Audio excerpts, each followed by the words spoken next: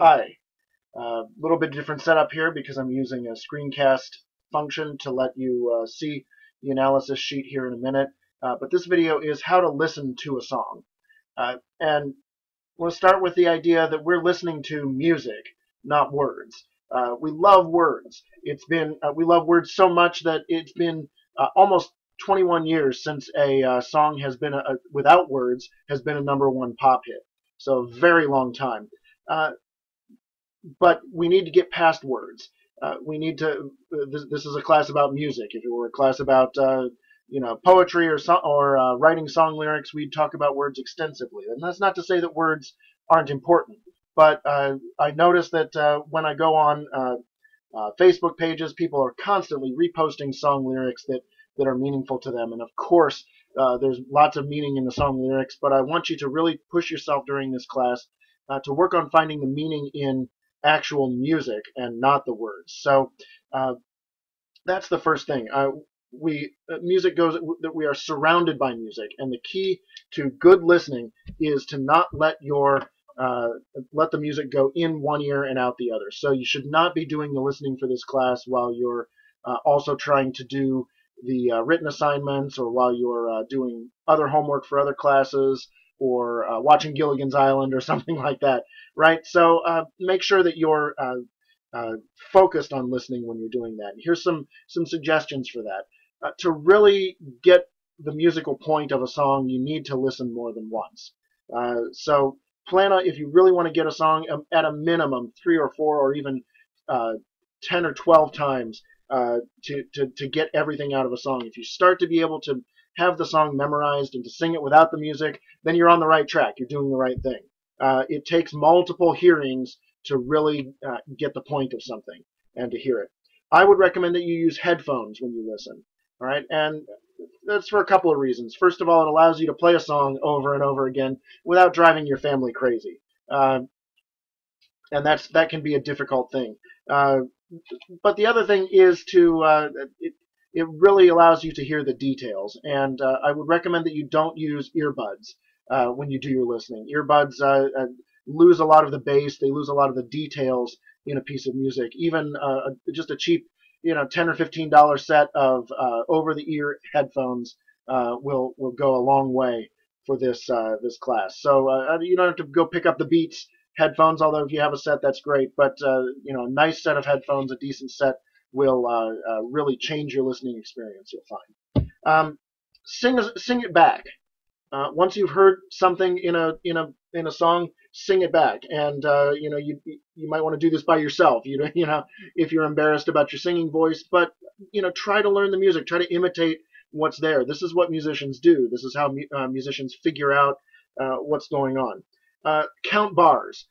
Every piece of music is divided into regular measures, or groups of beats, right? So the first thing you need to do is find the beat. 1, 2, 3, 4. 1, 2, 3, 4. Every every group of those 4 beats is a bar or a measure. And count those bars. That'll help you find your place. It'll help you figure out the form. It'll help you see what is going on. So if something were 4 bars, it would have 4 groups of 4 beats. 1, 2, 3, 4. 2, 2, 3, 4. 3, 2, 3, 4. 4, 2, 3, 4. Now I'm going to disappear here for a second because I want to talk about the analysis sheets that you have in the back of your book. And here's the analysis sheet for Lady by Styx. And you can see that across the top I have the various sections of the piece outlined. So there's one column of boxes for every section of the piece. And if you've been listening to Lady by Styx, you know that the sections are very similar to each other. That they have a regular harmonic background, a regular harmonic progression that's going on. And that's one of the things that holds this together. So how those boxes are divided up can be a lot of different ways. In this case, it's because there's a regular repeated pattern that's going on. So in the form section, I might write in how many bars are in each of those boxes, how many measures are represented by each box. And those boxes might represent different lengths of time, different things going on. the key thing to remember about these analysis charts is that they are for you to organize your thoughts and help you understand and help you focus on what is actually there.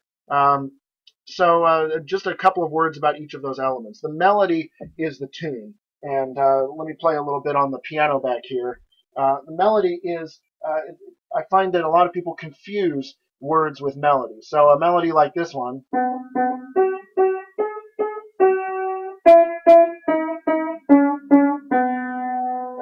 If you're not very experienced with music, you might not even recognize what that melody is without the words. That's how focused we are on words. Some of you might be thinking, oh, he just played Twinkle, Twinkle, Little Star. And you would be right. And some of you also might be thinking, he just played the ABC song. You would also be right. So the melody stays the same no matter what the words happen to be with it. And I could make up completely different words for a melody, and we'd be in great shape. Harmony talks about the way that notes work together. So we can talk about a harmony that then moves to a different harmony, and maybe back to the first harmony. And that's independent from the other musical elements. In a song, there is no part that doesn't contribute to that harmony in some way. So sometimes people will tell me, oh, the harmony is being played by this, and they think they've told me about the harmony, but they haven't. This is actually a really difficult concept to get. In classes for music majors, we spend literally 2 or 3 years figuring out how to learn how to hear harmony when we hear it, and to know what harmonies we're talking about, how they relate to each other, and how different composers and songwriters use those harmonies. So be ready for that as well. Tempo just means the speed of the basic pulse. I'm in this third line here. And so in this song by Styx, for example, the tempo is very steady. The speed of that beat never changes through the whole thing. What does change and what trips people up, particularly in this song by Styx, is the rhythm. The rhythm changes drastically, particularly when you get to verse 5 over here. So be listening for that. Timbre just means what instruments are playing. So you shouldn't be telling me anything about instruments in any of these other boxes, right? But here in timbre, you're going to tell me what instruments are playing. That's all that means. Or voices, or what the voice is like, what it sounds like. All of those things. And we'll keep working at it, right? Dynamics. In a strict sense, dynamics means louds and softs, but so many songs are equalized so that they have literally kind of the same volume as they go through the whole time. This is very typical for pop songs. It works better on the radio this way, right? That it doesn't make sense to talk about dynamics in terms of louds and softs. So I would substitute the idea of energy for dynamics. Dynamics are energy. Is something low energy or high energy at any given point. And form is how that music is put together, right? How those other elements change is going to determine the form of the piece. It might also be determined by lyrics, which is pretty typical in pop music too. So look for those things. And I'm going to switch back over so you can see me again. Just keep after this. These sheets are for you to organize your thoughts, and you've got them for a lot of different songs in here. You might eventually you're going to need to use a template to create your own analysis sheet for a piece of music, so I can see how you're doing on your listening. But that's not for a few weeks yet, and but keep after it. And really, this is probably the most important part of the class. If you can learn how to listen a little bit, then you're in good shape.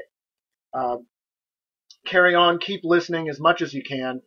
Even when you're not listening to specific materials for the class, try to learn to analyze music as you're going on. Ask yourself, what instruments am I hearing? What song am I actually listening to? What techniques are being used here? As you kind of sit and wait at the movies for the movie to start, or you're in your car on your way to school, and if the driving isn't too distracting for you. So that's how to listen. Those are some suggestions I have. Remember, listen to the music, not the words, right? Listen to things more than once. Use headphones. Sing the music back. Count measures. And use the analysis charts when they're available to organize your thoughts and your ideas on a piece of music. Have a great day. We'll see you soon.